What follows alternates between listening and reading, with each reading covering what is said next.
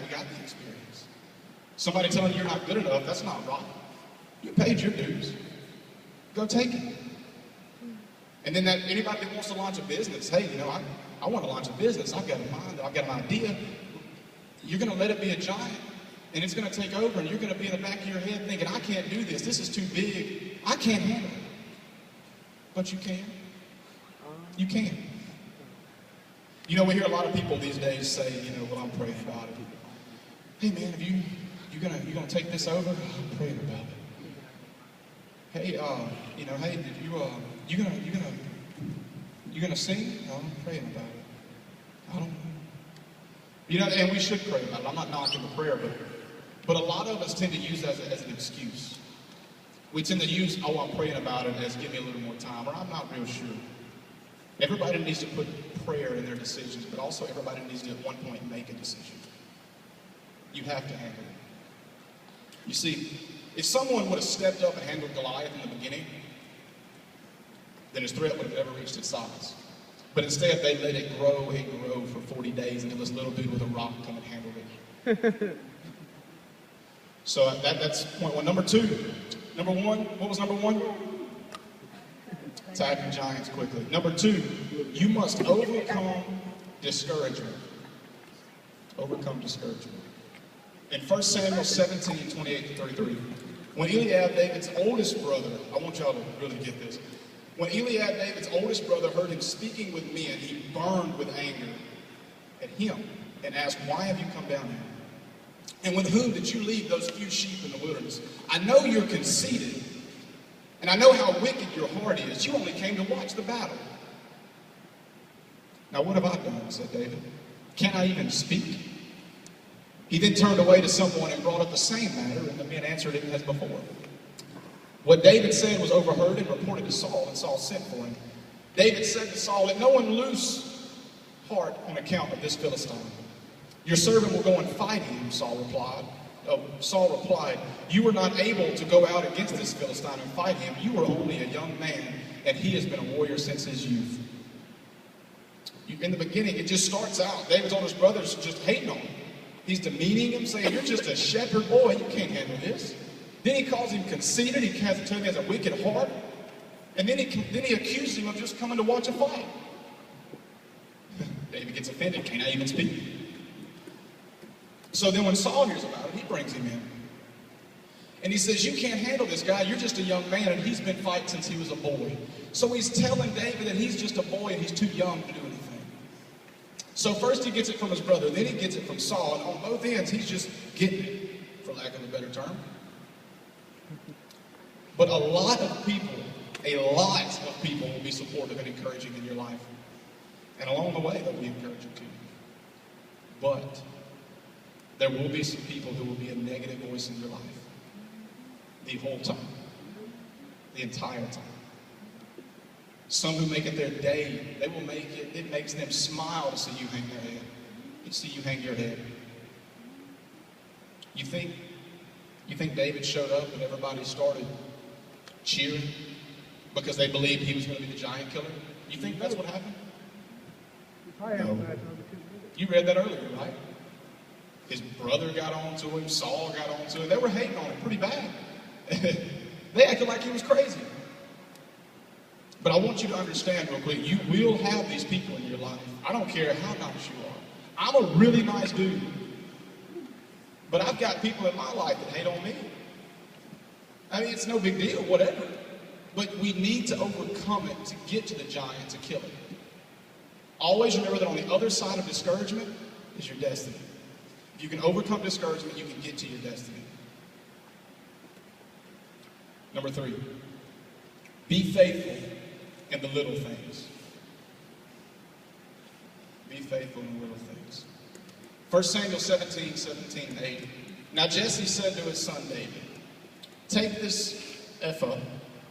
Is that how you say that? Of roasted grain and these 10 loaves of bread for your brothers that hurry to their camp. Take along these 10 cheeses to the commander of their unit. Okay, real quick, this is something really hard for all of us to do, really. I mean, it's something like a servant's heart, to do something for people, okay? You know, you got people everywhere that need help, so why don't we just step up and do it? You got old people that need help carrying stuff. You've got girls that need doors open for them. You've got guys that need to learn how to dress. Help people out. Show attention to people that can't even do anything for you. Open doors for people. You know, Pastor Jason done a tweet the other day, and it really hit me because it's something that I don't struggle with, but I really like. And it said pretty much along the lines of value your relationships, not their resources. If we can start to value the relationships we have and not the resources that these people can give us, we won't be so confused as to figure out why we're even friends with them. Remember that in opening doors, I want you to remember that small doors open to big rooms, huge rooms. Okay, most doors like those are about 7 foot tall. And if we couldn't see this building, if we couldn't see anything, all we would know is there's a 7 foot door. When we open this door, it's in a huge room, just to give y'all something to think about. Small doors open to big rooms. But sometimes it's not about showing up, ready for you to show out. Sometimes just serving and playing your part can put you in front of your giant. There is not anybody in the history of the world who had never heard about David and Goliath, just reading the Bible. They see David bringing some bread and cheese and be like, oh, he's going to kill that big dude. There ain't nobody. But David bringing his brother some bread and cheese positioned him to slay his giant. So remember to be faithful in the little things. Number 4, God is bigger than your giant. He's bigger than your giant. 1 Samuel 17, 45 through 47. David said to the Philistine, you come against me with sword and spear and javelin, but I come against you in the name of the Lord Almighty, the God of the armies of Israel, who you have defied. This day the Lord will deliver you into my hands, and I'll strike you down and cut off your head. This very day I will give the carcasses of the Philistine army to the birds and the wild animals, and the whole world will know that there is a God in Israel. I get excited when I read that, because that lets me know if a dude that little to a dude that big, he's got me, no matter what. All those gathered here will know that it is not by sword or spear that the Lord saves, for the battle is the Lord's, and he will give all of you into our hands. Now this is another part that some of us need to realize.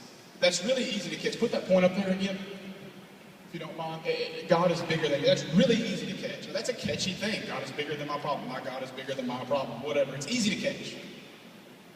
But it is so hard to do.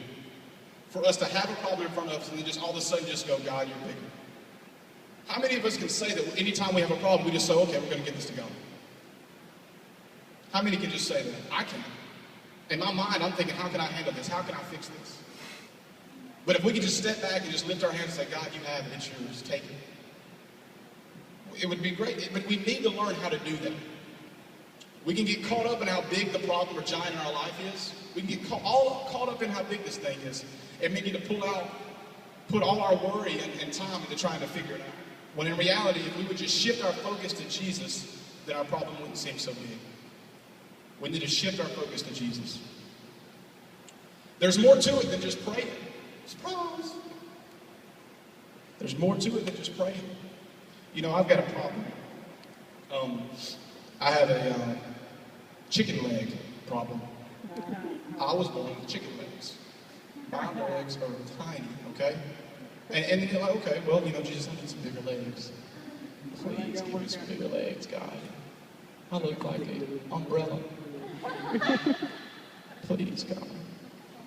So, and I trust that God's going to do it. There's more than prayer, and you got to trust God, but you got to put the work in. God, I'm doing 7 sets of squats, sometimes 9. Dang. I do all kind of stuff. I'm not going to do my workout, but God, I'm doing all this stuff, and I can barely walk. And then God's like, boy, they coming. Just keep doing them squats. They coming. But what we have to do is we can't just pray about it. We got to put our prayer, we got to put our trust, and we've got to put the work in. It's not just about saying, God, please. You got to give something too. If we would quit looking up at our giant in fear, if we would quit looking up at this 9.5-foot dude and start bowing our heads before God, our giant will become a smurf in his presence. A little blue smurf that you can just step on and wash your shoes later.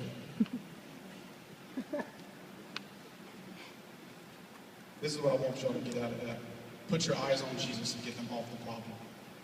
That sums up that entire thing. Put your eyes on Jesus, get them off the problem. Number 5, remember how God has helped you in the past. This is so important, so important. In 1 Samuel 17, 34 through 37, but David said to Saul, your servant has been keeping his father's sheep when a lion or a bear came and carried off a sheep from the flock. I went after it, struck it, and rescued the sheep from its mouth. Could you imagine pulling a sheep out of a darn bear's mouth?